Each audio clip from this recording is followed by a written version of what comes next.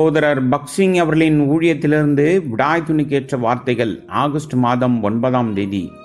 சிறுமைப்பட்டவர்களை நியாயத்திலே நடத்தி சிறுமைப்பட்டவர்களுக்கு தமது வழியை போதிக்கிறார்.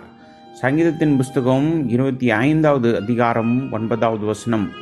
நம்முடைய தேவன் ஜீவனுள்ள தேவன். அவர் நமக்காக கிரியை செய்கிறவர். தேவனுடைய சித்தத்தை பற்றிய அறிவு நமக்கு உறுதியான விசுவாசத்தை அளிக்கிறது. நான் டோக்கியோவில் இருந்தபோது பிலிப்பைன்ஸ் தீவுகளுக்கு செல்ல திட்டமிட்டிருந்தேன். அந்த நோக்கத்திற்காக நான் விசா பெற வேண்டியதாயிருந்தது. ஆனால் ஜப்பானின் வடக்கில் உள்ள ஒரு இடத்திற்கு புறப்பட நான் தயாராகி கொண்டிருந்ததால் இதை செய்ய எனக்கு நேரமே இல்லை.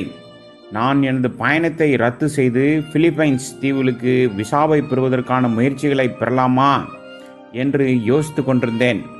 நான் ஜெபம் செய்தபோது நான் வடக்கு ஜப்பானுக்கு சென்று விசா பெற வேண்டும் என்று தேவன் என்னிடம் தெளிவாக சொன்னார். அப்பொழுது உடனே கீழே போ என்ற சத்தம் கேட்டது. நான் கீழே செல்வதற்கான வெளிப்படையான காரணம் எதுவும் இல்லை. ஆனால் நான் அந்த சத்தத்திற்கு கீழ்ப்படிந்தேன்.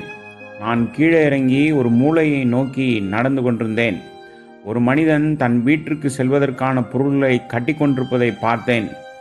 விசாவிற்கு விண்ணப்பிக்க ஏதேனும் படிவம் உள்ளதா என்று கேட்டேன். அவர் என்னிடம் ஒன்றை கொடுத்தார். பிறகு விசா கிடைக்கிற அலுவலகத்துக்கு என்னை அழைத்து செல்வீர்களா என்று கேட்டேன். எனக்காக இதை மகிழ்ச்சியோடு செய்வேன் என்று பதிலளித்தார். அந்த நொடி நான் கீழே போகாமல் இருந்திருந்தால் என்னால் இந்த வாய்ப்பை பெற முடியாது. நான் விசாவிற்காக அலுவலகத்திற்கு காரில் சென்றேன். ஆனால் காருக்கு பணம் செலுத்த என்னிடம் ஜப்பானிய நாட்டு பணம் இல்லை. என்னிடம் அமெரிக்க நாட்டு பணம் மட்டுமே இருந்தது. இவ்வாறு நான் அந்த அலுவலகத்திற்கு செல்ல வேண்டும் என்று தேவன் விரும்புவதை நான் அறிந்தேன். இதனால் எனக்கு தைரியம் வந்தது. நான் சென்றபோது ஒரு நபர் அதே திசையில் சென்று கொண்டிருந்ததால் அந்த வழியாக காரில் அழைத்து செல்ல முடியுமா என்று கேட்டேன். அவர் உடனடியாக ஒப்புக்கொண்டார். வழியில் நான் அவரிடம் கர்த்தரை பற்றி பேசி என் சாட்சியை கொடுத்தேன். நாங்கள் கீழே இறங்கியதும் தானே பில் கட்ட வேண்டும் என்று வற்புறுத்தினார். இப்படியாக கர்த்தனுடைய எல்லா தேவைகளையும் நிறைவேற்றினார்.